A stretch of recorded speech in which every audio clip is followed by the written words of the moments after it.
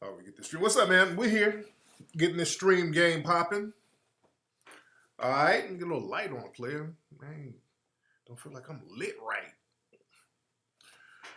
All right, what's going on, man? We're here. We're here. Welcome to the live show, the live stream. Let everybody know that we're live right now. Who the hell is this texting me? All right, let me do this. Let me let everybody know on the gram that we're live, but we're live. Glad to have everybody tuning in. Let me skip this ad. All right. Glad everybody is tuning in. Once I let everybody know on Instagram that we're live, then we can get right down to business. All right. By the way, y'all see I'm rocking the APX Mink Slide shirt. This is for the single Your Touch. The Your Touch single is out right now. The APX Mink Slide Your Touch is out right now. Everybody go to iTunes and Google Play. Download the song right now. I need you to buy the song. You can stream it and all that stuff, but I need y'all to buy the song. Buy the song now, ladies and gentlemen. It's only 99 cents. Google Play and iTunes. You guys can click the link right below. Click that link and get that single, Your Touch. Very hot single. It is on iTunes. It's in the top 100 on iTunes. It's going to hit the Google charts tomorrow. Song is doing very well. Let me let folks know we're live. Hold on. Hey, what's up? I'm live on YouTube right now. So swipe up and join me live right now. Okay. And once I do that, I'm good to go. All right. Hope you guys had a good week. And I hope you're having a good weekend. It's very rainy out here in LA right now. It is very rainy out here in LA, but we're going to make it do what it do. All right, waiting on folks to come on in the room. Waiting on people to come. Yeah, the artwork is the truth on that single. Yeah, everybody's loving the Your Touch single, man. Very hot single, man. It has that real fly throwback early 80s vibe, real feel-goodish. You understand? Excuse me. Oh, man. So a lot of stuff we're going to touch on tonight. I'm going to touch on it quickly because I got a lot of work to do as far as the film. Working on HC5. We're going to be trying to secure more theaters tomorrow. We're going to try to get a theater in New Orleans. Shout out to everybody who put me onto some of the theaters up in the Bay. We're going to be hitting them up tomorrow. So we're going to start getting these theaters secured. What's up, Christine? Christine World. So HC5, Hidden Colors 5, is going to be out August 1st. August 1st, Hidden Colors 5, the movie of the decade. This is the film of the decade. I promise you that. This is the highly anticipated film. People have been waiting on the new HC film for years. The last one was in 2016. The last Hidden Colors. And we did 1804. That came out 2017, right? 1804 came out 2017. So, people are ready for the fire. They're ready for that hot fire. And we're going to bring that heat. We got to bring that heat. Yeah? So we're going to stay the course with that. Yeah, Your Touch is hot. Everybody, if you don't have Your Touches, people are piling on in the room. Click that link below and get down with that. All right? So, one thing I want to touch on, and I'm letting the room pile on up. Find a way to show it in Charleston. We're going to make it happen. I know it's going to be in Raleigh. My man Ola is going to be taking care of the screening in Raleigh. So, I'll keep you guys posted. But right now, Mink Slide Business, APX Business, Your Touch. Y'all click that link and get that song right now while we're talking. And y'all can bump it in the background. You understand? Y'all can bump that in the background while we're chopping up game. Oh yeah, Bay Area is definitely going to get a premiere. There was a theater up there, a real big theater that people put me on to. I forgot the name of it, but it's a real big theater up there. So we're going to make that happen and all that. Yes, we got a theater in Philly. We got that. We got that. All right. So now let's get down to business. What I want to talk about. I want to talk about understanding what is advocacy and understanding what is propaganda. Understanding what is advocacy, and what is propaganda. Because a lot of times we get confused. And there was an ad that was put up this week. Well, when it came out, I think it came out today. But Black people, notice how for all of these other issues, there's always this big national corporate sponsored outcry and backing of it. Okay? When it comes to immigration, there's a big corporate push. There's corporate backing. There's the national media getting all behind it. When it comes to the LGBT issues, there's a big corporate thing. Big corporations getting behind it. The media gets behind it to promote it. When you want to talk about the environment, animals, something's going on with animals, there's a big corporate push. Media gets behind it. You know, they know how to get behind certain things. When white kids have a school massacre, there's a big corporate push, a media push to do something about it, to make them heroes, to make them survivors of this type of stuff. You know, they stay on code.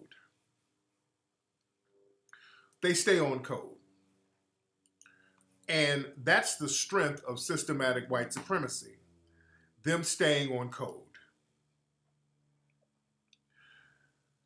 When it comes to Black folks, they stay on code as well. And the code is benign neglect.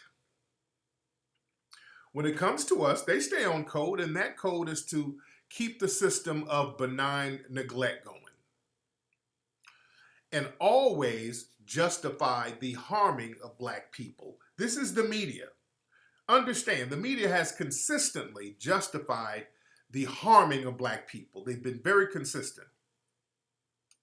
Setting the framework here. Whenever a Black person is victimized,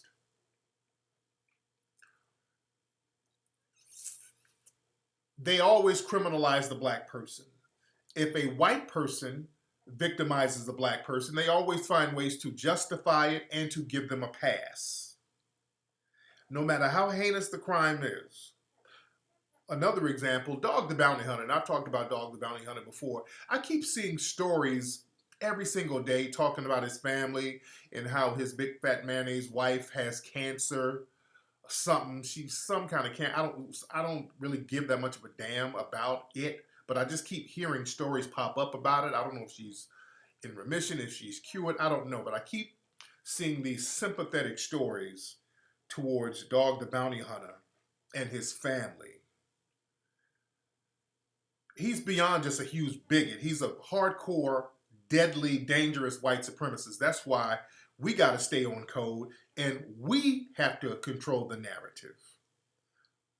Black folks, we are going to have to learn how to be on code and control narratives. Does Dog the Bounty Hunter have another show coming on? Does Dog have another show? I think he has another show coming out. He's still on, they're still giving this dude network shows. This dude still has shows coming out. They got all these little janky little networks out here, but they're still giving this man and his family TV shows. Understand, Dog the Bounty Hunter, this man did a racialized murder in the 70s. They shot and killed an innocent black man. And no, they never talk about that. They always talk about why he went to jail, but they never elaborate on it. They said he went to jail back in the day, and then when he got out, he became a bounty hunter. But nobody ever talks about what he went to jail for. He went to jail for killing a black man, him and some other white supremacists. They killed a black man down there in Texas.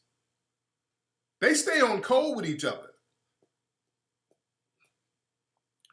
They stay on code with each other very heavy. You understand? You like the Dog show? They don't like you. They shot this brother in the 70s. And after they shot him, they were like, oh yeah, damn, we got that nigga. Yeah, they were all calling the man all types of niggas after they shot him. Now, the white media is not going to tell you this. Yes, in the 70s, they killed a black man. And I knew something was up with that because when I started to research the case, I'm like, okay, how did he get out of jail? If he committed a murder, he was involved in a murder. Then I looked at how they described the victim, and that was the red flag right there. They're like, yeah, Dog the Bounty Hunter and some of Dwayne Chapman, that's his real name, him and some of his friends, they shot and killed a drug dealer and pimp. And when they said that, I'm like, wait a minute, uh-oh. When they label a victim like that, they don't label white victims like that. I was reading certain reports from back in the day, and they said that it was a drug dealer and a pimp. It was really an elderly black man that they killed. But the way they framed that, I said, wait a minute, let me look into this case. And I saw it was a black dude they killed. Yeah, they dropped Jason Mitchell, but they got this damn killer on the damn networks here. But I'm just showing you how the media, they stay on code when it comes to demonizing and harming us. Whenever a black person is harmed, who's a black person's victimized, they make sure to show their damn mugshot. That's common practice. This poor black woman, this innocent black woman who got killed down there in Texas last week or a couple of weeks ago, the grandmother, the woman who yelled she was pregnant, and then the race soldiers shot this woman and executed her in cold damn blood. And then they tried to lie and say she had a warrant. What I'm understanding, she didn't have a warrant.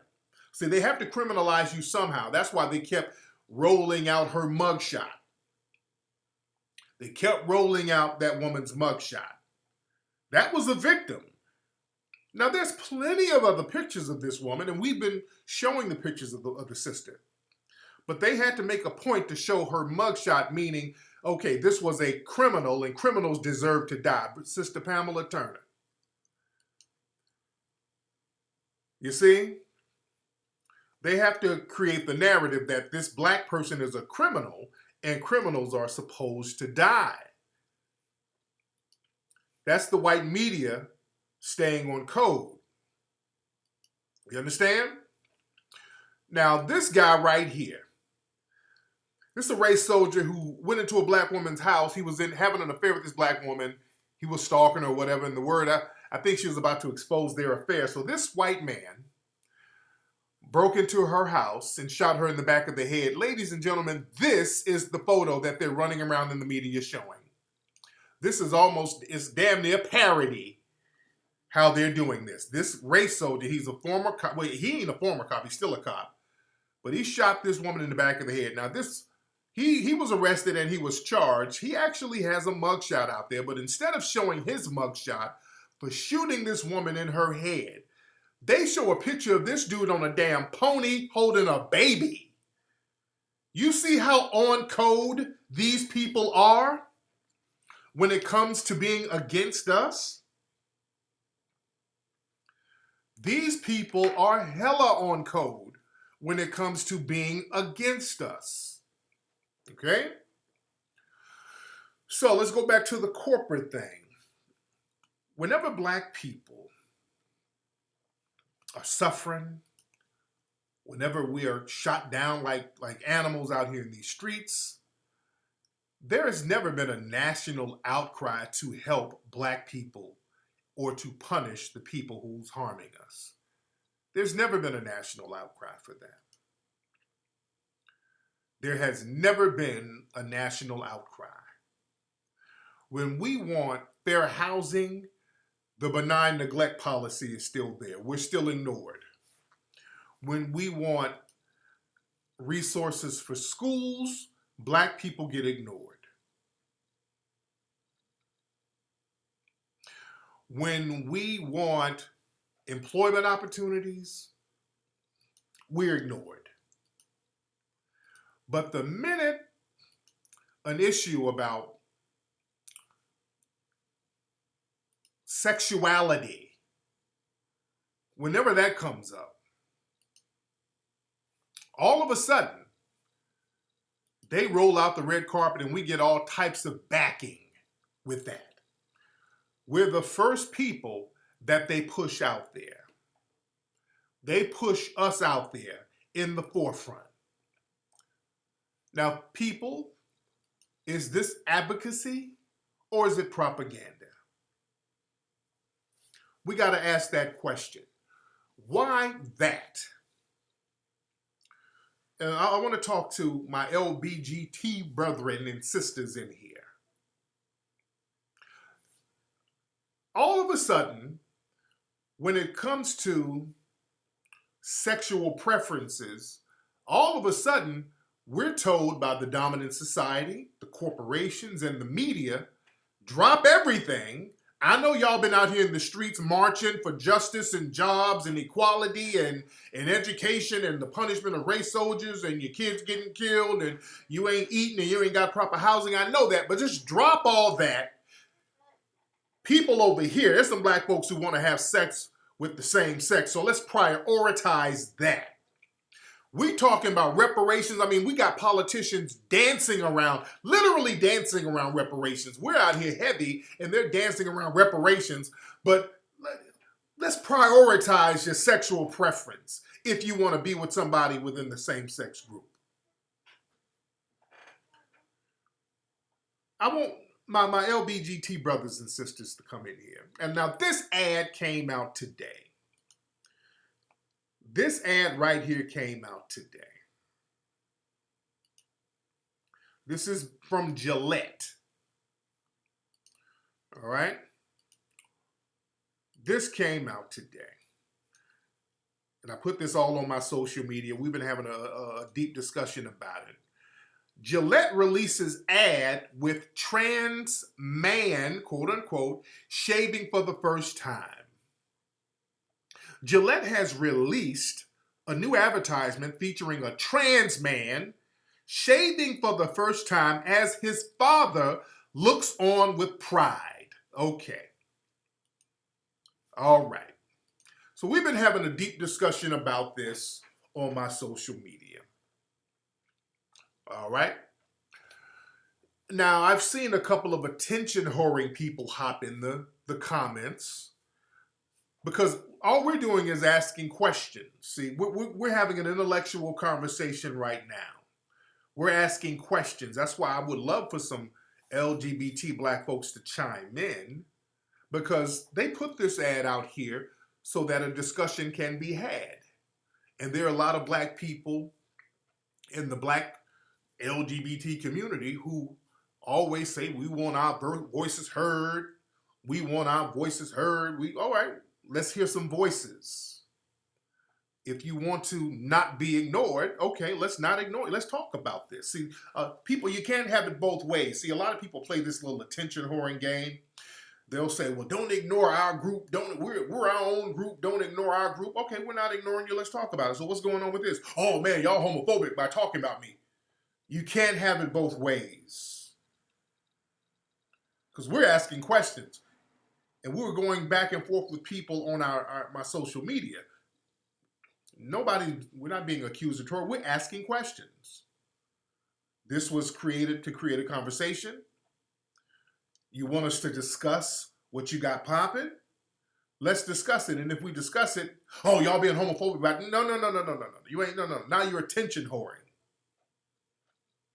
and trolling. It's too late in the game to be out here playing. Because the reason why people start attention whoring and trolling, because they know that this is really propaganda. Because they know we have a intellectual conversation, which is what we're going to have tonight. We're going to get to the facts. When we have an intellectual conversation about this type of stuff, we're going to get to the damn facts. And black folks in the LGBT community, let's be very clear. Because y'all try to pretend that this is advocacy for you. This is some kind of the corporate structures. They're advocating for you. They're in your corner. If you are a black person in the LGBT community, first of all, you're still black. And as a black person, instinctively, you know the truth about systematic racism. And you know that's BS. So let's not play games. Black folks, we like to play dumb and we like to dance around and act silly about certain things. And my black LGBT people, you need to stop playing so you don't end up at the next Ed Buck's house. Because it's real out here for you and you know it. You are still under the system of white supremacy, even within the white LGBT community. They are even more dangerous as far as white supremacy as the people in the straight white community. But you know good and well, this ad is not advocacy. It's not. You know that. You know good and well the corporate structure could care less about you. You know that. See, a lot of folks think, okay, there's a self-hating thing. It's like, look, just pick me, make me the mascot, forget everybody else, just as long as y'all make me the mascot. Because I don't like myself, I don't like people who look like me, and I'm happy to do the bidding of the white supremacists. This is not advocacy. It's not. This is 100% propaganda, and y'all know this. As all you brothers and sisters out here, as people in the community, and let's be clear, there is no black LGBT community. And I'm using the term community just for the sake of conversation to try to frame it in a reference, but there is no black LGBT community. You dig? Because there's no structures, there's no institutions, there's no real code of conduct. Basically, you're just in the same boat as everybody else. If you had a so-called community, you would have separate institutions. Like there is a white LBG community because they have institutions, they have certain codes, they have certain tangible things for that community. You did? The black LGBT, it's like a supper club. You know? It's not really a community because we're all in the same damn boat. But that ad, when you break it down and you look at it, and the media, they're running with it. They're talking about, oh man, social media is praising this ad. Everybody is praising this ad. Nobody's praising the ad, and the ad doesn't make sense. The white media is going around talking about people are praising the ad. The employees of the white media are praising it because they're paid to praise it. Nobody's praising that ad. You know why? The ad doesn't make sense. That ad, when you break it down, the ad doesn't make sense. Okay, this dad is sitting here with his trans son, meaning it's a girl who transformed or changed herself into a man. Okay. Why is this person shaving? I mean, you're going to have to ask questions. If you're going to put this out, you want to have a discussion. Well, I just want to have a logical discussion. You're putting out something that don't make sense. It's confusing, and that's by definition. You're supposed to make it confusing. First of all, why is this person shaving if it's really a woman transforming into a man? In order for a woman to grow hair, they have to deliberately take hormones and testosterone to grow hair. So now you have your son, who was a woman, who took some pills to grow hair. Now they're shaving the hair off. What are you trying to say to us? What are you trying to say? That's ridiculous when you break it down.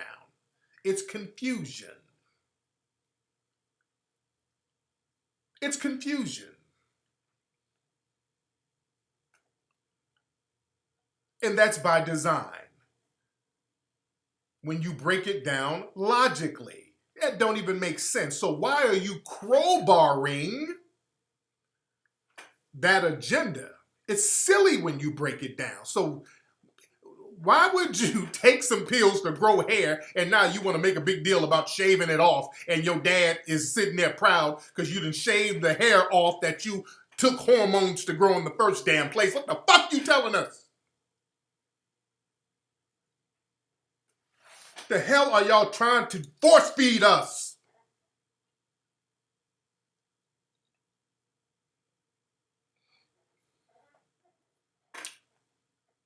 We have to call these folks out and stop being scared.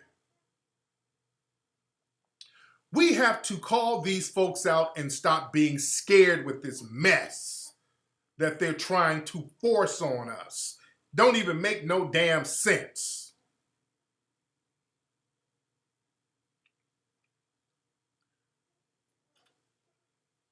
They're trying to force this stuff on us that don't even make no damn sense.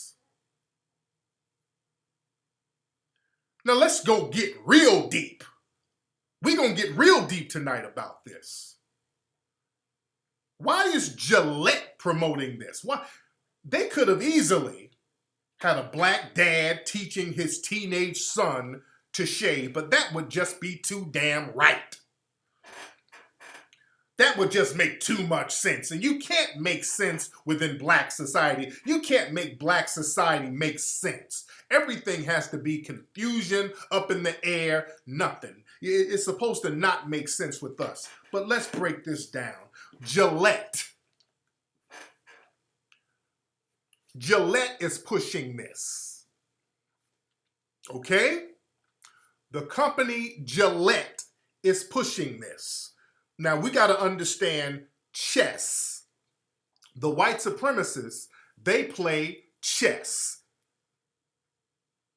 The white supremacists play chess. They don't just do anything just to be doing it. There's always a rhyme and reason for them to do the things that they do. Gillette is owned by Procter and Gamble. I'm going real slow because as I talk, I want y'all to look up everything that I'm saying to you. Why is that significant? Procter and Gamble. All of this ties in. Once you understand everything about it, it starts to make sense. Now hold that Procter and Gamble in your pocket for a second. Hold that in your pocket for 1 second. I'm going to go back to that. But let's go back to the ad and ads like that. Notice we see a lot of commercials, a lot of television shows that's geared towards black people where they're forcing us to participate in same-sex situations.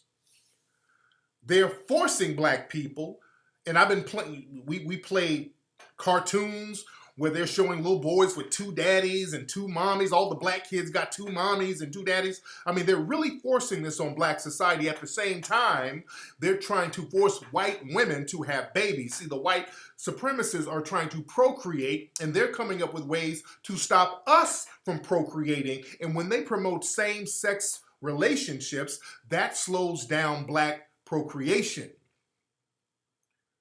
This is propaganda. When they do that, showing black men and black women together, or not together, showing same-sex situations in black society, they're using that to kind of quell our numbers down some.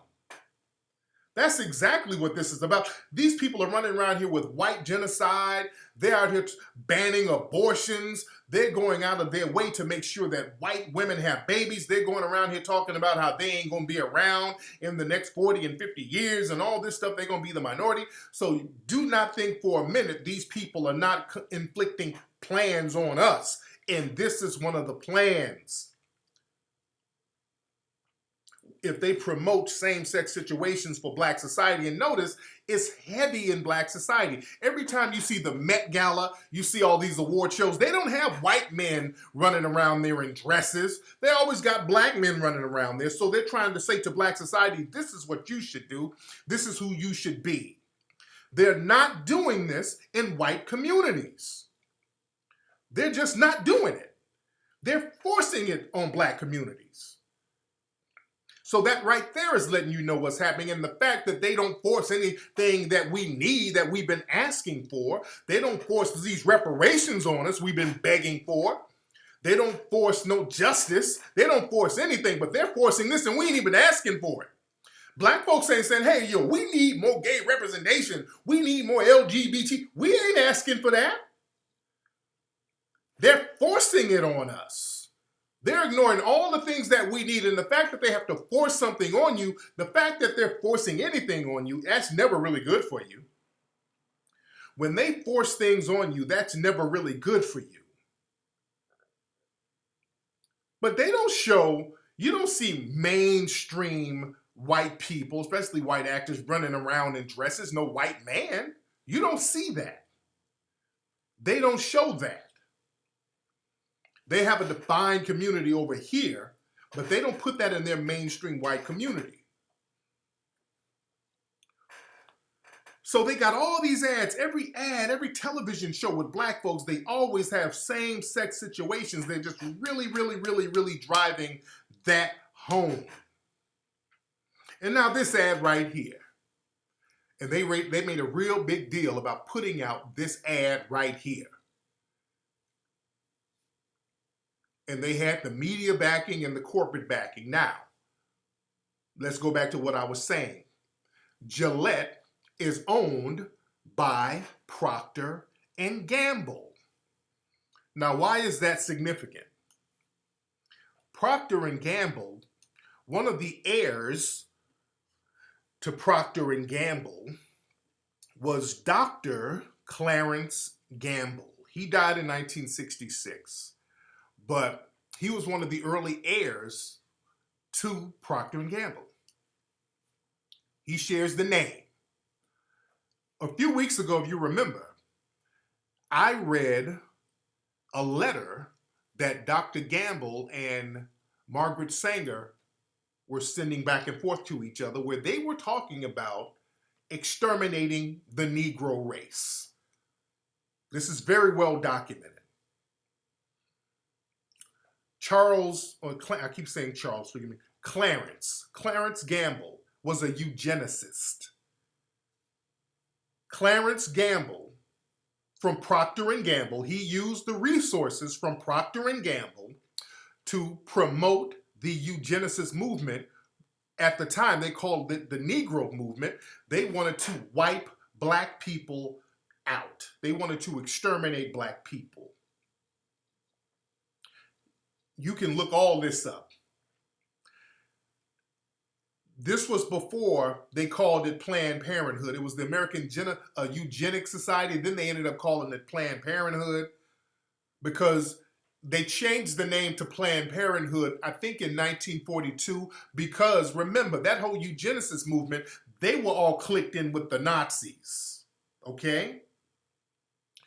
After the Holocaust happened in Germany, eugenics became a dirty word. They didn't want to use eugenics. They had to back up off that. So they had to use little cute words, but do the same thing, but they had to use some different words. So Planned Parenthood sounded a little better. We're not going to kill you. We're just going to plan your parenthood. And that means we're going to plan that you ain't going to be a parent. Look how deceptive the term Planned Parenthood is. Planned Parenthood is not parenthood. We're going to kill your kid and say that's Planned Parenthood. You kill the kid, you ain't no parent. Do you see the deceptive words they use? They're very good at using deceptive words. Planned Parenthood sounds very innocent. Planned Parenthood is an oxymoron in terms. The term Planned Parenthood, we're going to abort your kid, that's Planned Parenthood. Well, damn, if I ain't got no kid, I'm not a parent. It's a deceptive term. See, like Neely Fuller says, they trick you with words. They're very good at words with the double talking, stuff that don't make no damn sense. It's confusing, but we hear it, we're like, oh, okay. This can't be so bad. It's Planned Parenthood, it ain't that bad. And understand this, what Procter & Gamble, remember that name? Clarence Gamble, he backed the forced sterilization of thousands of black women in North Carolina. Do y'all remember between 1924 and 1974, the 74 is the year after Roe versus Wade, when they made abortions legal, quote unquote, they sterilized a bunch of black women in North Carolina. They were wiping sisters out. They were sterilizing the hell out of sisters without their consent. And that's how they got in trouble. That was the part that was unconstitutional. They were sterilizing all those black women out there, and Clarence Gamble was behind that. He was the one funding that. Look up everything I'm saying. I'm talking slow, so y'all can Google as I'm talking. As a matter of fact, a lot of those sisters got paid. They had to get paid off. They had to get restitution. There was lawsuits, so they had to pay a lot of these sisters. Yeah?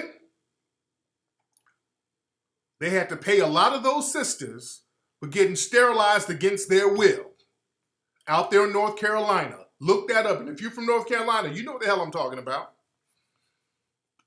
You know what I'm talking about. Procter & Gamble was behind that. The guy from Procter & Gamble. Look all this up. Now we see, we think Procter & Gamble is all about just soap and all that. You understand, these people have good little innocent looking fronts, but behind the scenes, they're in all types of stuff, man. Your aunt got paid in 2003. I can believe that. If she's out there, yeah. They had to pay folks off. They were messing sisters up out there, man. And it gets deeper. The same guy, Dr. Clarence Gamble, he started something called Pathfinder International. That's a nonprofit. Pathfinder International. Now, they go around the world trying to promote AIDS and HIV prevention, okay? Now, these are the people who's all up in Africa. Now, when y'all watch these names, see, it'd be the same people, but they have all these little shadowy names, so you don't know who's who. So Pathfinder International, whenever you see them, Pathfinder International, that's them. That's these same eugenicists people. Now, these same eugenicist people, these eugenicists who wanted to wipe black folks out, now they're all over in Africa. They want to teach you about the safety of AIDS. And you wonder why so many damn AIDS cases are in Africa. See, they'll say they're doing one thing and do the exact opposite of what they're saying they're doing. That's why there's AIDS all over the damn place. You got these damn eugenicists running around here talking about they're going to promote AIDS and all this stuff. And also Pathfinder International, they got like a big $100,000 grant from like Pfizer. That's the pharmaceutical company. So why are they getting all this money from these folks? Pfizer makes billions of dollars on AIDS medicine. Yeah, Bill Gates is another, all these folks. But understand this, it goes deeper that Pathfinder International, they were calling them out, Clarence Gamble and these guys, because back in the 70s, Clarence Gamble's organization with Pathfinder and all these folks, they were giving out something called the Dalcon Shield. It was like a form of birth control. It was called the Dalcon shield that women had to put up in them, and it was tearing sisters up. Some of y'all might not have even heard of this. It was a form of birth control called the Dalcon shield, and it looked like a claw, and they were putting these things in women, and it was tearing their reproductive system up, and there was a gang of lawsuits. Look all this up, man. I mean, hundreds of thousands of people were suing them because it was tearing these sisters up, dude. These people are just diabolical, man. These people are, yeah, look that up. Look up the Dalcon shield, especially some of you older sisters. Especially some of you older sisters. Yeah? Yeah, they were behind that. Look all that up. Look up Clarence Gamble, Pathfinder International, the Dalcon shield, all that stuff. These dudes are into anything that's going to harm us. Every time they come around, then there has to be some kind of lawsuit or some kind of little secret low-key payout because they done something they ain't supposed to damn do. Now, these are the same people behind that ad.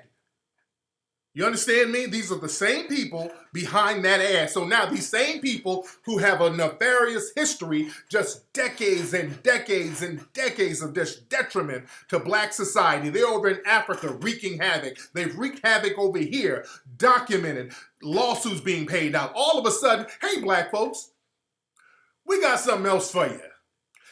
How about this transactional shaving? Why don't y'all get down with that? You understand?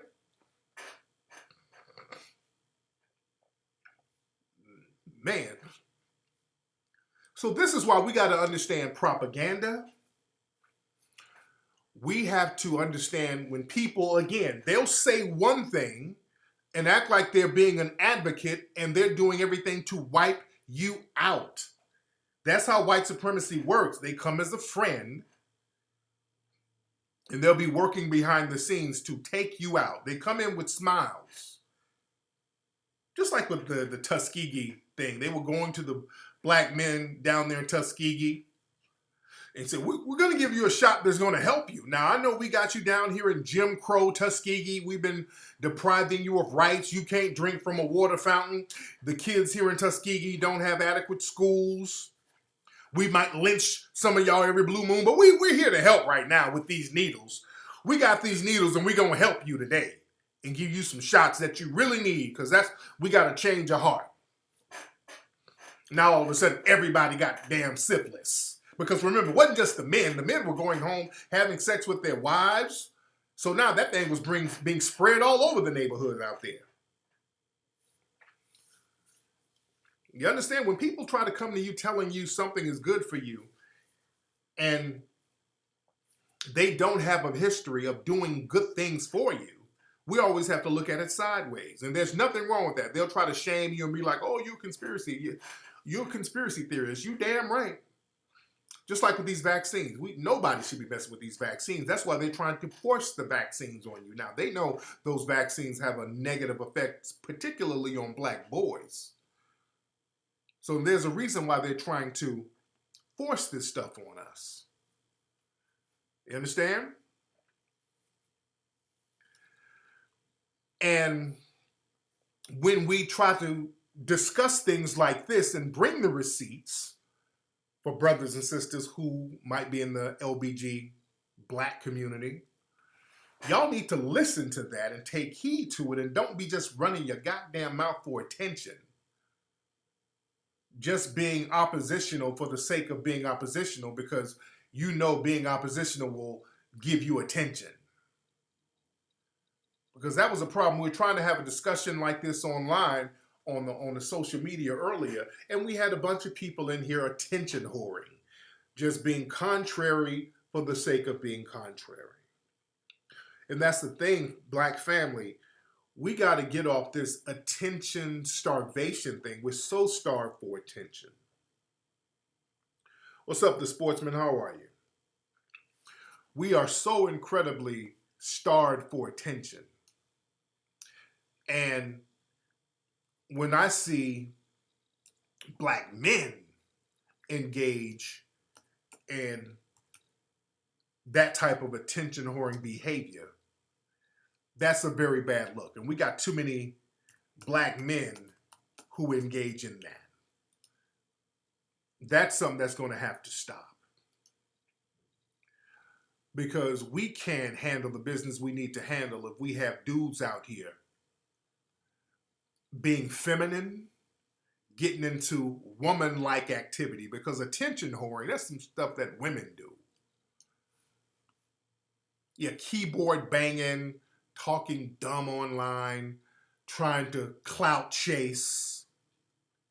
We got a real bad thing with niggas out here clout chasing, because clout chasing with men, the root of that is jealousy. You have a lot of dudes out here. And unfortunately, that type of behavior is really monopolized by a lot of brothers. You don't see that type of thing go on in white and Asian and other communities like that.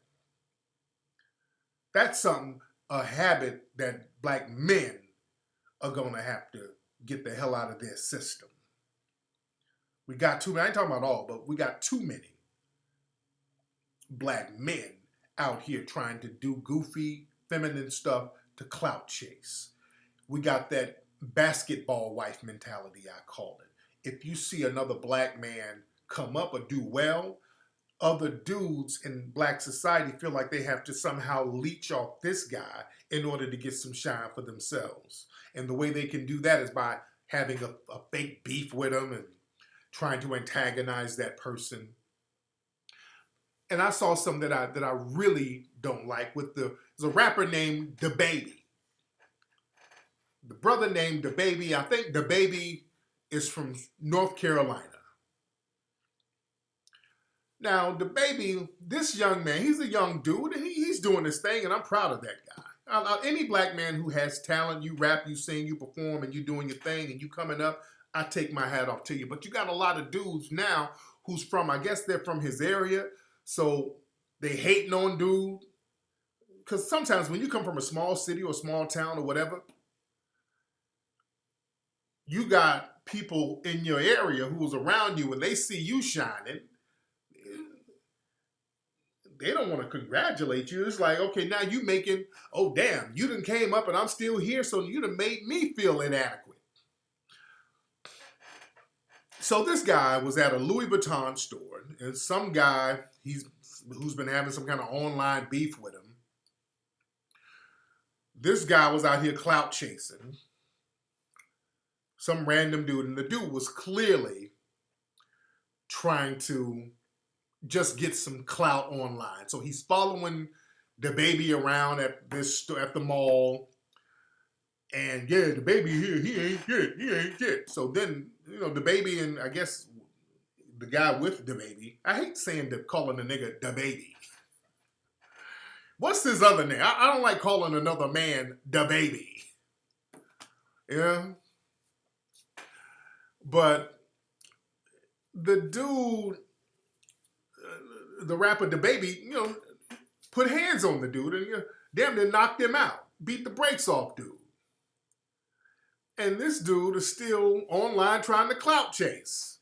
But let me show a clip, and I really don't like to give too much shine to this type of stuff, but I just want to show the clip, because the dude, he did it for internet shine, and that's what he's getting. And I hate to give people internet shine like that who's clearly just trolling for attention, and they're willing to get beat up to get some damn internet clout. I mean, that's corny. All right, so this is DaBaby. This is his Instagram. Shout out to this dude. All right, so this is the dude clout chasing. All right, hold on one second. If y'all can hear. Oh, you a bitch. Y'all look at the nigga DaBaby. That nigga DaBaby in here talking some shit. He walking up on me and shit like he about to do something. What you don't do? What you taking your shit off for? Oh, you a bitch. Y'all look at the nigga DaBaby. That nigga DaBaby in here talking some shit. Okay. He walking up on me and shit like he about to do something. Okay. Hard cam cold hard. Hold on. Wait, hold on. Where's the other? Okay, I want to get all of it. Okay, hold on. Oh, you a bitch. Y'all look at the nigga DaBaby. That nigga DaBaby in here talking some shit. He walking up on me and shit like he about to do something. What you don't do? What you taking your shit off for? Come on, you a bitch. Okay, hold on. Cody. Scared of what? You scary ass nigga. Scared of what? The police scared of what? Nigga so scared, boy. Ooh, I should make a profile. Come buy your shit. Don't be scared. Scared of what? Come buy your shit. Come buy your shit. Scared of what? Come buy your shit. Scared of what? Damn cold heart. Come buy your shit. The fucking cold heart. Scared of what? Play. Cody. Hard cam cold heart. Hard cam cold heart. I'm the truth, nigga. Knock them out. Me. Dolo. I'm the truth. Quit playing with me, boy. Quit playing with me, boy. Pick your pants up, nigga. Fuck is you talking about, nigga? Fuck wrong with you. Hard cam cold. All right, okay. All right, that's enough of that. Okay. As you see, okay, so the dude went up there clout chasing and the baby, you got beat up by a dude called the baby. He got the beat down. Okay. And the dude who just got knocked out, he's all on, now look at me, my face, I ain't got no marks on my face, I look good still. So he's trying to milk it for attention. So you got grown ass men who's out here getting beat up for attention. You got grown men out here getting beat up for attention. You dig? And I've seen this dude, the baby, have to knock out a few folks, man. So this dude is, he's about that. But just the fact that you have to get down like that, the fact that you have to fight off corny clout chasing dudes all the time. Y'all let the dude eat, let him live. Get off that. Dudes get jealous. That jealous thing in our society. Y'all gotta chill. That's that single mother thing. Another man is doing good. Let me eat off that man. Let me talk about him so I can get some attention. So he'll say something about me, and then I'll get some attention. So the dude got his ass whooped in hell. He ain't looking at it like, damn, I got embarrassed. He's looking, well, damn, these videos done got 1 million views. I'm famous now. Because black people, we've been a voiceless people for so long and just so desperate for any kind of acknowledgement. I mean, that's corny. You know, you do you, man. You get things popping in your life that's going to aid in the betterment of society, even if it's your music. And that's where the jealousy comes in, because a lot of cats, you like, well, damn, I rap better than him. Yeah. You might think you rap better than the dude or whatever, but your grind might not have been as hard, and it just wasn't your time yet. But don't be no bum ass hater. Don't be no bummy ass hater. See, we got something in black society where we'll do anything for attention, and we understand in black society that the more things you do, the stupider it is. The more stupid it is, the more attention you'll get. We got this thing in our society, man, truth be told. We understand that if you do something, the more stupid it is, you'll get attention. That's why people be online, black folks be online just saying stupid shit, doing stupid things, because it gets attention. They be talking stupid, acting stupid, because they know that it'll go on World Star. There's a market to watch black folks be stupid, because white people like to see black people do stupid things. White people, they've always given you attention for being stupid. A black person being intellectual to white society, that's a threat. What did I hear about Bobby Valentino? What happened to Bobby V? But to white people, an intellectual black person, that's almost a threat. That's a threat. But if you're a black person, and this has always been that way in white society, when they see a black person tap dancing, cooning, acting a fool, they'll look at that temporarily with praise. You feel safe if you act a damn fool. And in black society, you looking at it like, okay, if I act stupid online, because I can't really interact with people like that, but I can just be stupid online and get some shine, you realize that I'm killing a couple of birds with one stone. If I sit here and do something stupid, act stupid, or say something stupid, number one, I'm getting the attention I need because ain't nobody else paying attention to me any other way. Number two, white people seem to like me now. So now I'm getting a pat on the head from daddy and I'm getting attention from these Negroes. Now I get to feel significant. And so we played this little psychological game to make ourselves feel better in the prison of white supremacy. See, that stupidity culture thing, that's something, unfortunately, that's heavy in black society. Some of these people that's on Instagram who are Instagram comedians, some of this stuff is just so unfunny to me. I just don't, I don't know, I can't rock with it. Oh, that's the dude. Oh yeah. Let me play the dude. He's up here nigga-splaining after he got beat down. Okay, so this is the dude, and yeah, I'm glad you put the link up. Hold on. This is the dude who got knocked out by the baby. Okay, and this is the dude. He's nigga-splaining. He's done like 20 nigga-splaining videos.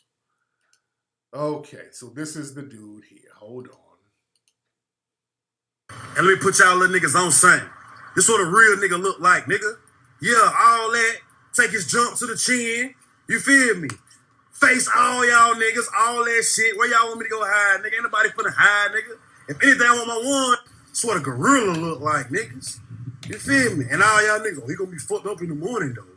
He gotta be fucked up in the morning. That these nigga blindsided. Nigga, anybody get caught with some solid blind sides, nigga, you gonna be kind of woozy too. Scratchers. These niggas catwomans. These niggas is catwomans. Bitch ass niggas. Still ready to fight, nigga. Can't do shit to your asses. It's all on Instagram. Fight me though, nigga. Drop the location. Fight me. Instagram will let me post. Everybody on okay, that's enough. I'm Tell sorry. that Okay, nigga, tell that's him enough. that. That's enough. I can't take too much of that.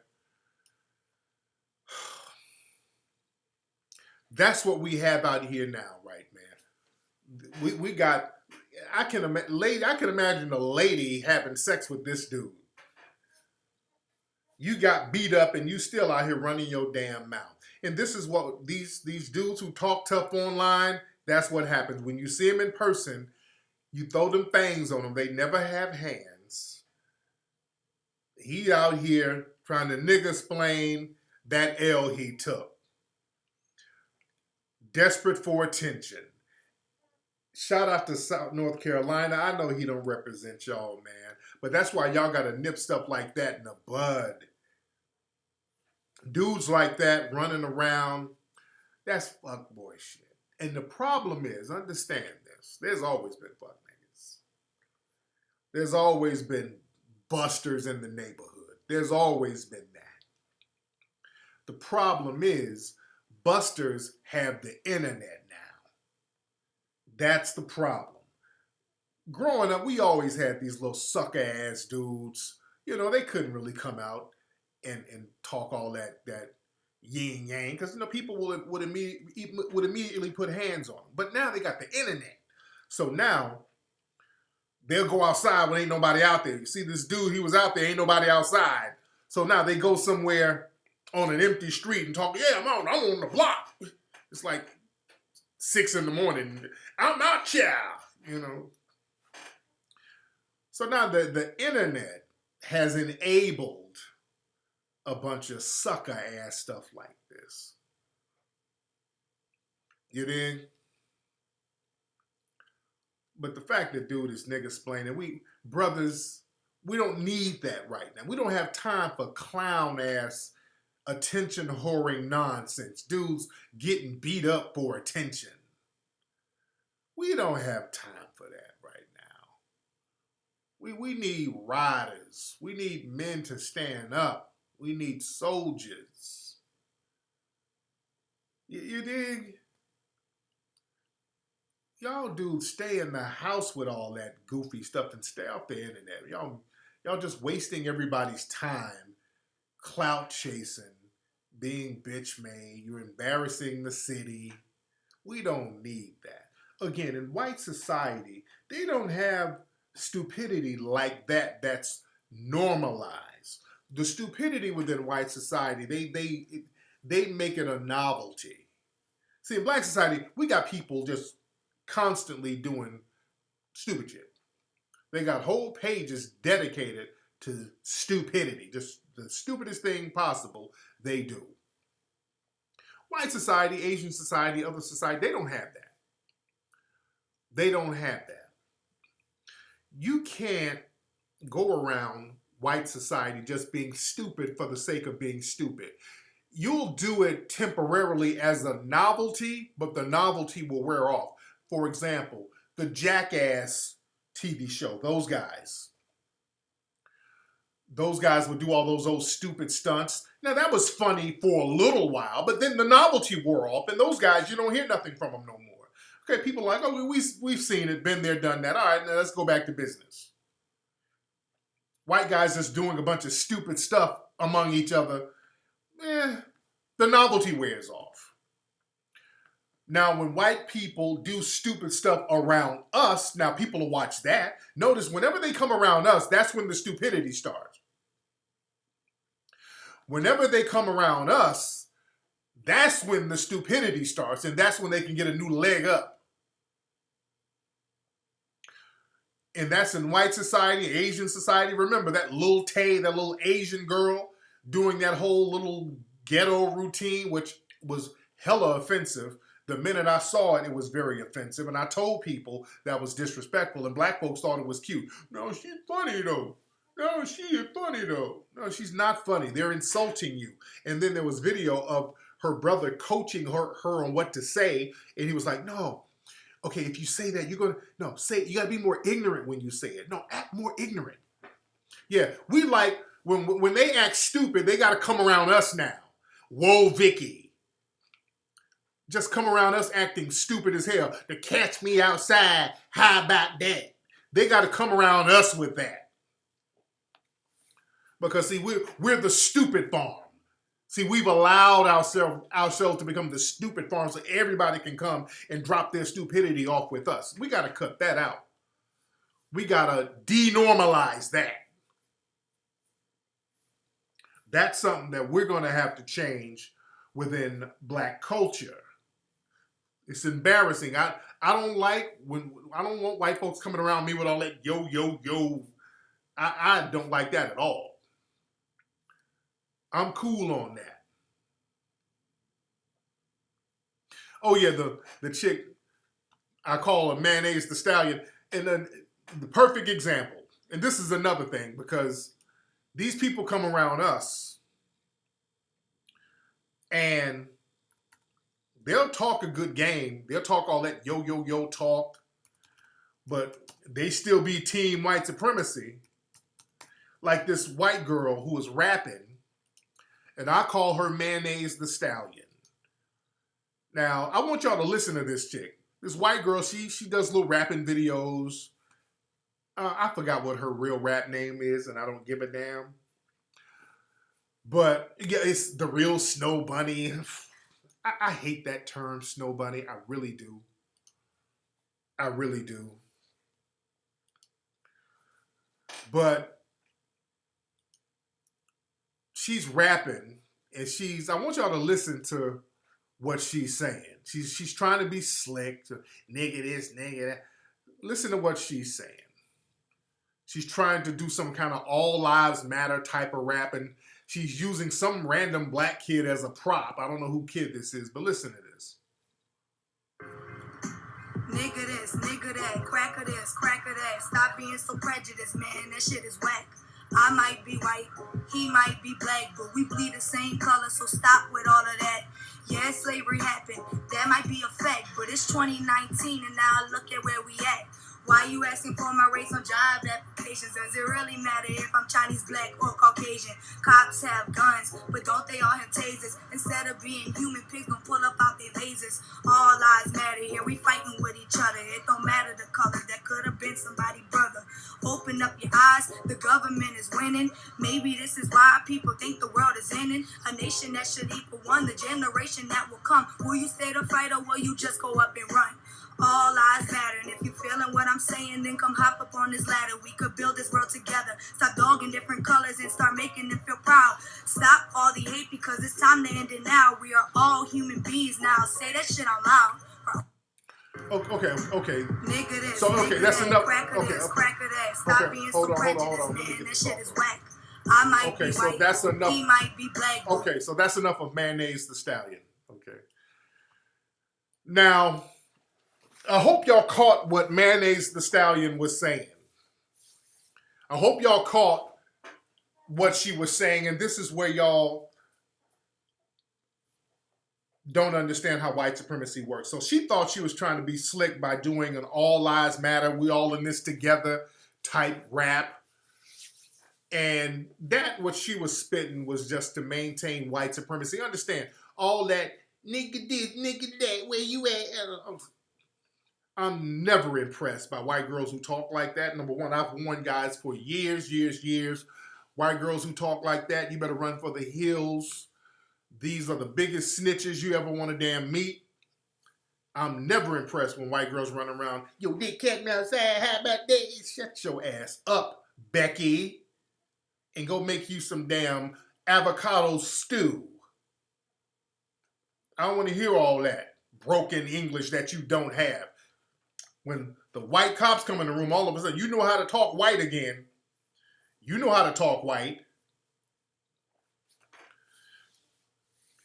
All that yo, please. Sit up there and fuck every nigga in the room, and then a week later, she on the stand talking about everybody done raped her. Talking white as hell. She know how to talk white when Gloria Allred show up. But she was like, she tried to slip nigga in, trying to be slick. And she done said all lives matter 3 or 4 times in the song. Then she said slavery was a long time ago. Did y'all catch that? Slavery was a long time ago. Look at where we at. This hoe sounds like a Republican or somebody. That's a Republican talking point. The hell you mean slavery was a long time ago? Right there. That should have told you everything you need to know about her. That should have let you know everything you damn need to know about her. When they tell you slavery was a long time ago, what the hell are you talking about? And whatever coon is laying up with her ass, and who baby is that? The child looking like, okay, why am I here with her? All lives matter. We in this together. Let's do this together. Notice ain't nobody rapping about punishing white supremacy. See, they try to make it seem like racism is comparative. See, that her whole thing, nigga this, cracker that, as if these are comparative terms. Let's get all of that, nigga this, cracker that. Like racism, there's black racism and white racism, and it's comparative. Nigga and cracker, 2 different things. Nigga means victim of white supremacy, and they would lynch you afterwards. Cracker is a term that they named themselves. A cracker was an occupation. These were the people who cracked the whips on you.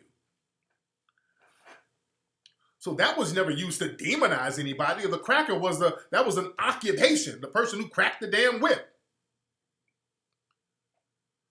So this whole thing, when they start talking like racism is somehow equal and comparative, those are people you need to get the hell away from. That's why all that yo, I ain't never impressed by that bullshit. I'm never, ever impressed because they have that same white supremacist damn mentality. They have that same mentality. And y'all, some of y'all Negroes love that. Y'all love when these little mayonnaise smelling ass chicks come around you with that yo, oh damn, this Snow Bunny. That's why she called herself Snow Bunny. So many Negroes calling her that. That little Snow Bunny right there, bucking your coon eyes when you see her. Y'all stop gassing these mediocre ass people up, brothers. Black folks, we got a real bad habit of doing that. These people wallow in mediocre existences and we just prop them up. You dig? I saw something the other day on social media. It was trending. It was some white man. They were propping this guy up because he liked thick women. It was some white guy who he likes thick women. He likes women with curves or something. And they were propping this guy up. And people are like, what the hell? Y'all really giving this dude shine just because he likes women with curves? See, in a system of white supremacy, the most mediocre and mundane thing you can do, you can get props for. That's why you have so many white celebrities who are famous for nothing. This is why you have the Kardashians. The Kardashians are famous for nothing other than being white. They always try to compare Kim Kardashian and Beyonce. This woman, Beyonce, has to have 20 platinum albums, thousands of sold out concerts. This woman has to rehearse with a marching band and 3 or 4 outfit changes and put on breathtaking performances every night and win Grammy after Grammy and music awards and all types of accolades in order to get compared to Kim Kardashian, who made a sex tape and came up. You dig? No shade on Kim. Kim seems like a very nice lady, but she's famous for being white. That's Beyonce. This sister has to dance in heels. This woman then gave birth. The one kid, get out there dancing. She gave birth to some twins. She's out there with her with afterbirth juice falling out. This woman is back on stage, getting her wig caught up in a fan, still dancing her ass off. Beyonce be falling out the stairs, get up and start completing the concert. This woman has to be a damn superhero in order to get compared to Kim Kardashian. You dig? Man.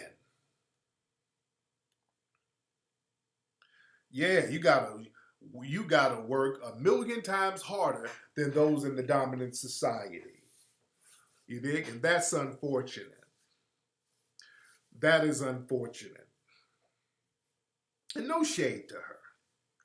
No shade to her. See, well, but with all that, we all in this together. No, that type of talk is to pacify black people. Let's stop. Let's all stop. You know, they never go to white society and say, white society, we're going to look up ways to punish you for harming black folks. See, that's the conversation they don't have. And, you know, I've been posting some videos talking about what's been happening out here in Long Beach, out in LA. Out in Long Beach, like I've been talking about this on my social media, like last week, some essays, some white supremacist Hispanics, and this is why you have to take control of how to label these people. Now, all Hispanics are not white supremacists. Some of my best friends are Hispanic, and they're not white supremacists, but you have Hispanic white supremacists. Let's be very clear. That's a correct statement or it's an incorrect statement. And I notice the Negroes who get upset with that statement are usually Negroes who cupcake for Latino cooch, a Latina cooch. But you have Hispanic white supremacists. You have Hispanics who classify themselves as white, who believe that they are supreme over you. That by definition makes them a white supremacist. Now, black folks can play a little game with themselves, but you're only harming yourself by being in the dark. But I posted something on my social media. It's been going around last week in Long Beach, some essays. They jumped some special needs black kid. There's another video where they attacked, where they started running up on other black civilians, meaning people who are not in a gang. And they were targeting non-affiliates. So, the people in the neighborhood felt a certain way. And, I posted the video, and, these videos have been going viral. And, there's been a long-standing beef with some of the Latino gangs and some of the black gangs, but, looked like they got some kind of green light from the gangs in prison to start attacking random non-civilian black folks. I mean, random non-affiliated black folks. And that's the problem. When they're attacking people who they know are not in gangs, now you're doing something else. And people are calling it out. Even the people in Long Beach, they're saying these are racial attacks, which they are. They're not attacking other gang members. These are racialized attacks. This is why we have to push the narrative, because when we say this is all gang related, again, it's a dismissive thing. They'll dismiss it.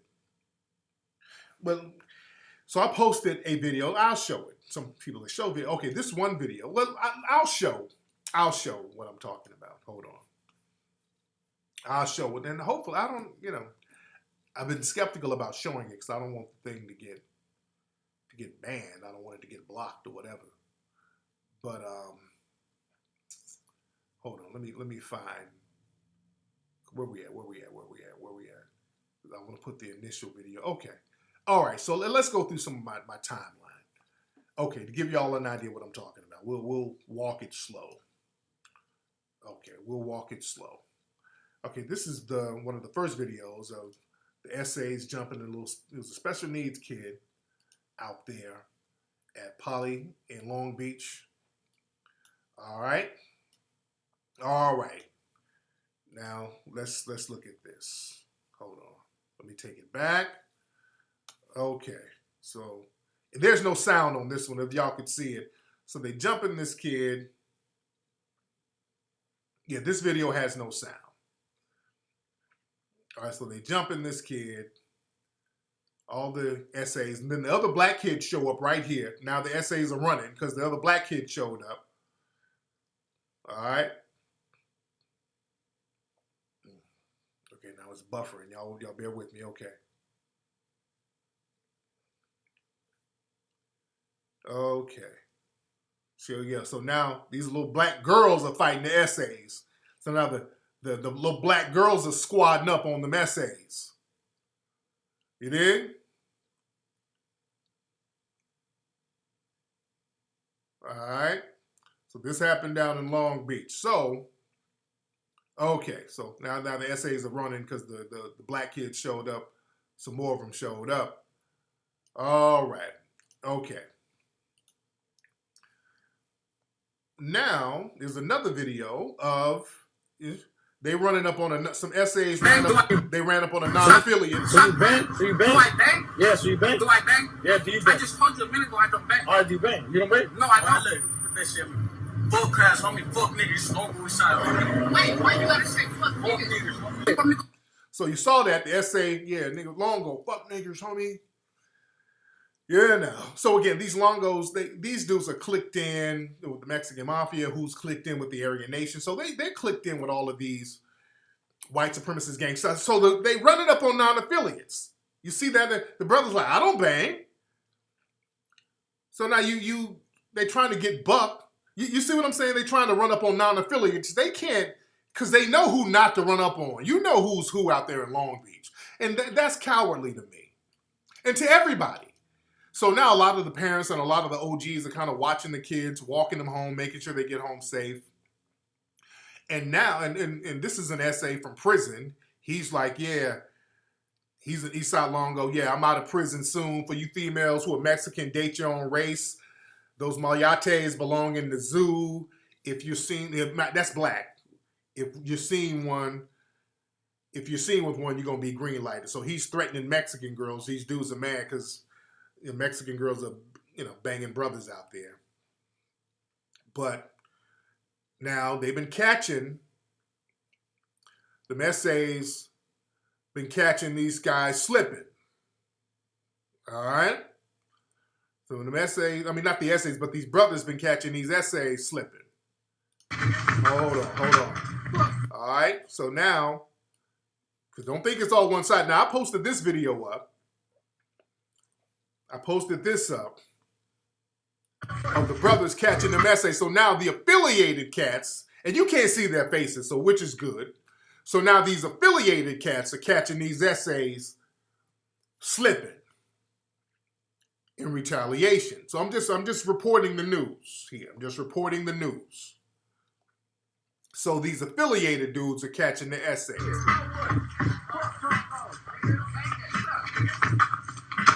Fuck you, nigga. Where you going, nigga? Where you going? Huh? Where you going, nigga? Where you going? Fuck. What's up, nigga? It's another video.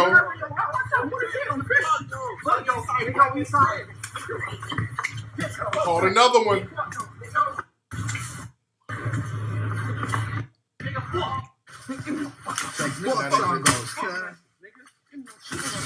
Nigga. All right. Okay, so there's only so much I'll show of that because I don't want to get flagged or whatever. All right. Okay, so that's what's going on down there. That's what's happening. So the streets are talking back. So I posted this video of the brothers, standing up to these guys, protecting the community. And in that video, where the brothers are standing up, because, brothers, they weren't going to let that fly. The dude was standing behind his baby mom. This dude, you saw how cowardly that was. The dude stood behind his baby mom. And the brothers, they didn't hurt the baby or the baby's mom. This is what you're dealing with right here. You understand? And what's interesting, the reaction of the video of the brothers putting in work. See, now the white supremacists got mad. See, all these white supremacists, they like to sit up and act like the Mexicans aren't white like them. But when you show this, they start getting a little worried. They're like, oh, Tariq, why are you posting this? You're promoting violence. I'm like, wait a minute. I thought y'all said that these essays weren't really white. So now you feel a certain way about them. You feel very protective about these Hispanic gang dudes getting a little work. Why are you so uneasy all of a sudden? Because they do understand that those people in the same community as them, they understand that they're white. See, understand in white society, we have different ethnic groups within white society. Let's be clear. They have different cultures in white society. They might have different types of infighting in white society. And they'll try to promote that. For example, there's Anglo whites who don't like Jewish whites. There might be Jewish whites who don't like Hispanic whites. There might be Hispanic whites who don't like Greek whites. They might have all their little differences. They call each other names and all this old stuff. But what codifies them all is their anti-black hatred. That's one thing they all agree on.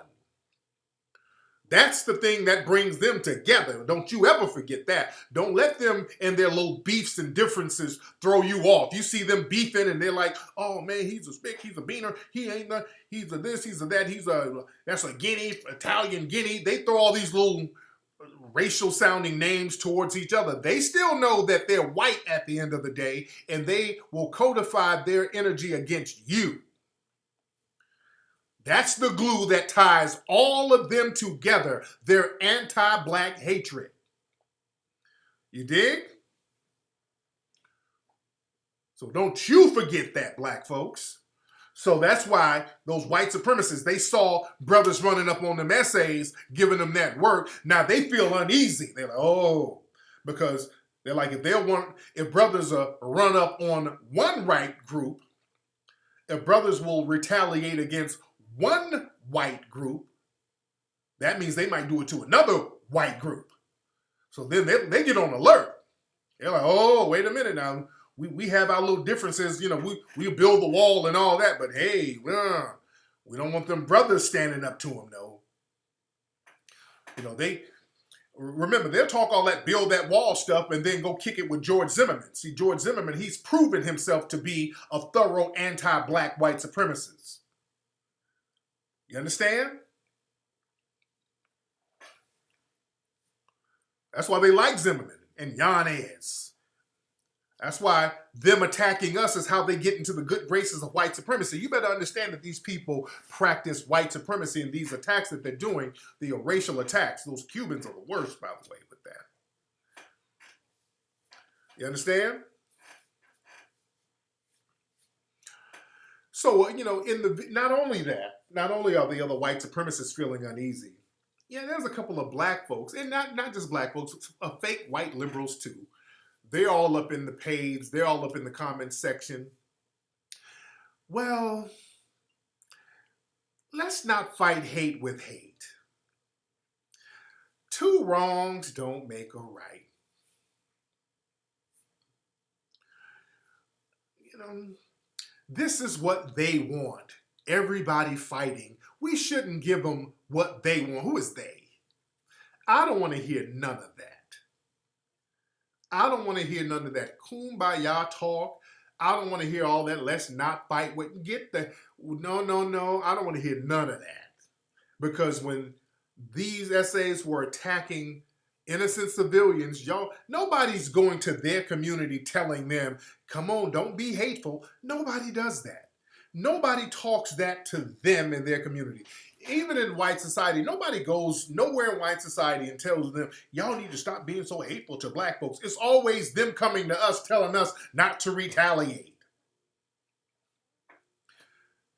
It's always them coming to us after we've been victimized, telling us how we should react to being victimized by those in their community. Well, damn it, you haven't stopped it. You're not at liberty to tell black folks how to react to these people. You haven't lifted a finger to stop it, so don't come around us telling us how to react. If some people get that work, then so be it. But don't come around us with the kumbaya talk. They always come around us when we want to stand up for ourselves and make sure our communities are safe and our kids are good. All of a sudden, y'all want to come around with the hugs. I ain't hugging, I'm slugging. Damn the hugs.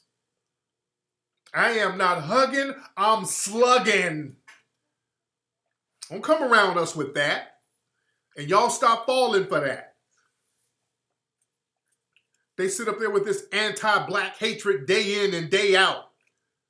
And we supposed to sit here and sing gospel hymns after they do it. No.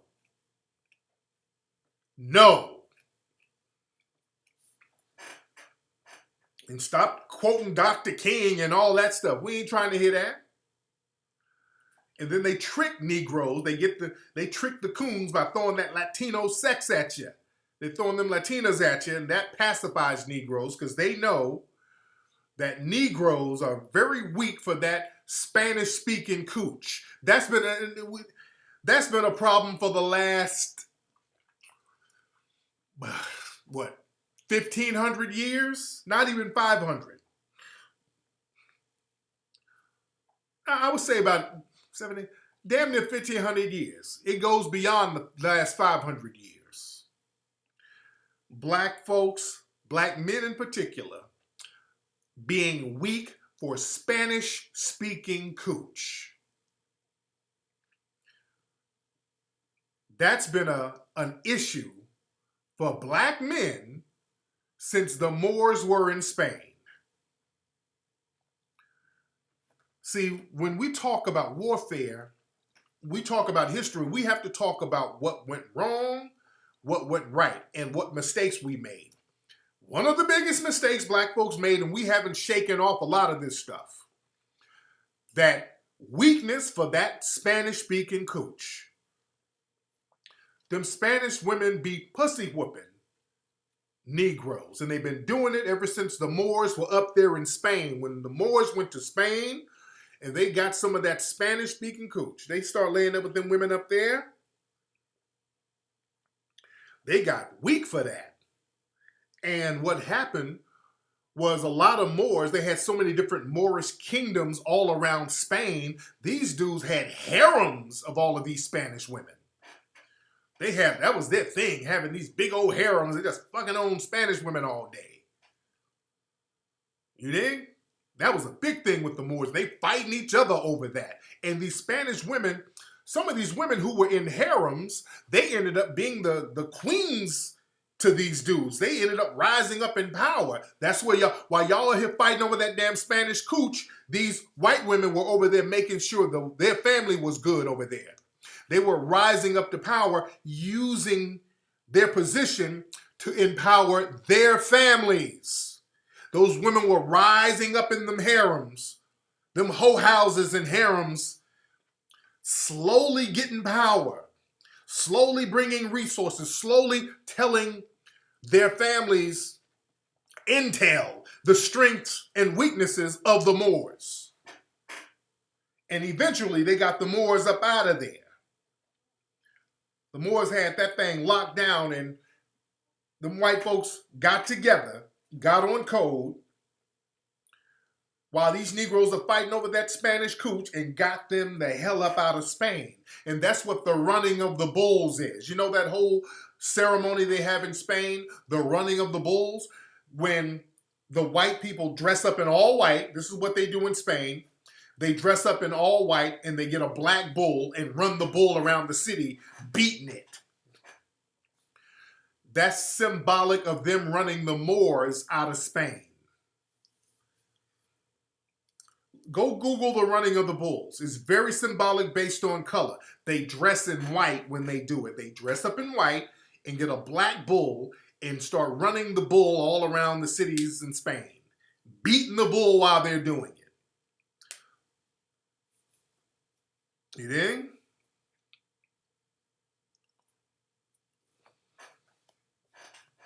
It's heavy. And they kill the bull. I've been to Spain. I've been to a bullfight before. Even the bullfights. You know, they dress up and they battle this bull. It's like that bull represents the Moor. You know, you dress in lights. You dress in these outfits. You dress in lights. You're standing up to this big black threat. And it's brutal how those bullfights are brutal. They kill the bull and they drag it around the arena while whipping it while they're dragging it. It's crazy, man. It's crazy. You know? Now, every now and then, one of them bulls jug one of them in their ass. You know? Every now and then, one of them bulls jug them in the ass. Which reminds them of how things went down. They got that work. So that's why they got to be on alert when it comes to Moorish folks. Yeah?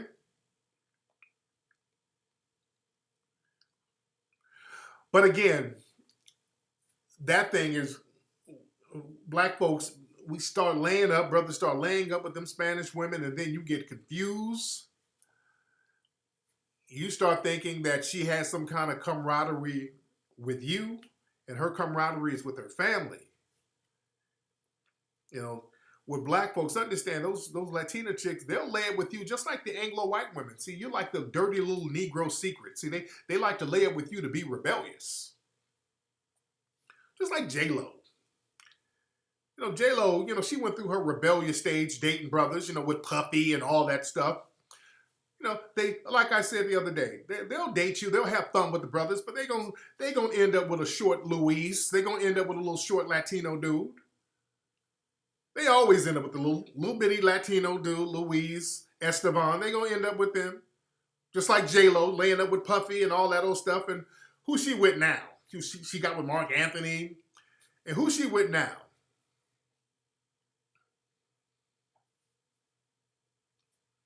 You dig? Oh yeah, Latino men are the same too. Latino dudes, they love some black coochie. They love that. They love that black coochie. But they gonna marry Esmeralda. They ain't marrying you. She's with Alex Rodriguez. Yes, she's with A-Rod. He went back to a Spanish, yeah? That's where she went. A-Rod, Rodriguez, Lopez and Rodriguez, they go back after they done having fun with you. They go back. And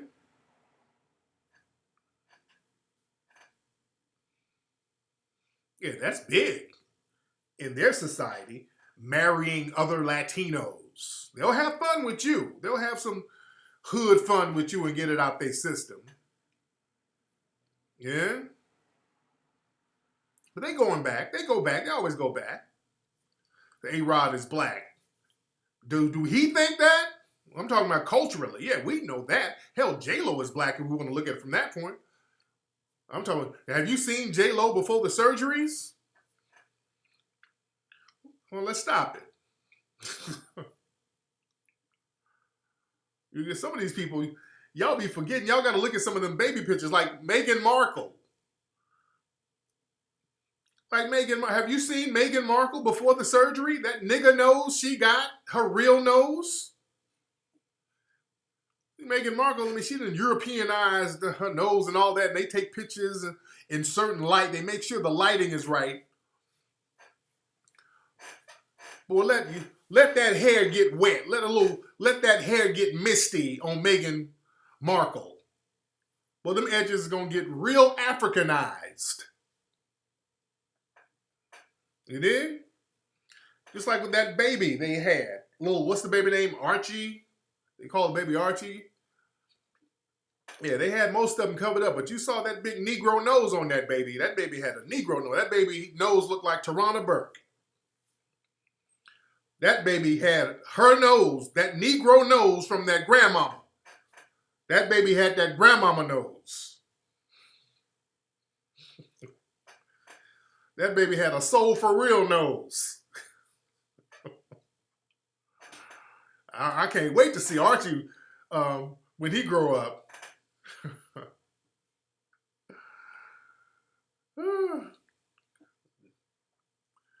Man. It is? But they covered his hair. He gonna have him a little old red afro. I can't wait to see that hair. Oh, they're gonna be trying to give him all types of little perms and oh, I can't wait to see that hair on little Archie. You dig? I can't wait to see that. Man. But anyway, man, let me get out of here. I got work to do. I got to get back on. I got to work on HC5 family. But we had a good conversation tonight. We had a real good conversation tonight. Everybody's damn near 5,000 of y'all in here. Look, right here, Your Touch. That's the new single by the APX and Mink Slide. Now, how many of y'all got the single already? If you already got the single, press 1. If you got the single off iTunes and Google Play, press 1. If you got Your Touch, it's the summer jam. I want everybody to go click the link below. The single is only 99 cents. It's only a 99-cent single. Go spend your 99 cents downloading it off Google Play and iTunes right now. Click that link below. All 4,000 of you. Shout out to everybody who got the single already. Everybody else, if you haven't got it, click the link below. Get that single. It's the summer banger. Your Touch. Get that single now. Download it tonight. Bang that thing all week. Yeah. Got it on Amazon. That's what's up. I forgot it was on Amazon. Let me look at it on Amazon real quick. Let me look. Now, it was in the top 100 on iTunes, and the Google charts come out tomorrow. So I can't wait to see how it's doing on the Google chart. Hold on one second. Let me see what it's doing on Amazon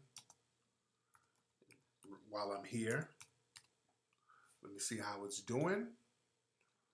Ladies and gentlemen. Where the hell is it? Okay. I'm in the wrong thing. Okay, where the hell is it? Hold on. spell check something for me. Hold on, I didn't want it to do that. But yeah, iTunes and Google Play. iTunes and Google Play. That's where y'all should get it. Let me see. It's on here. What's it? It's on. So it's on. They got it on here multiple times. Okay. But yeah, get that.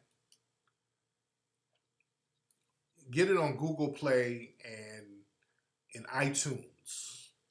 Get it on Google Play and iTunes. They got it on Amazon too, but Google Play and iTunes, get it on there. All right? And we do. I think we're going to make a video. So we need to make a video. It's such a hot song. Such a hot song. All right, well, yeah, we do need to make a video for it. But anyway, let me get out of here, man. Y'all be good. I'm going to holler at y'all. Tuesdayism Radio.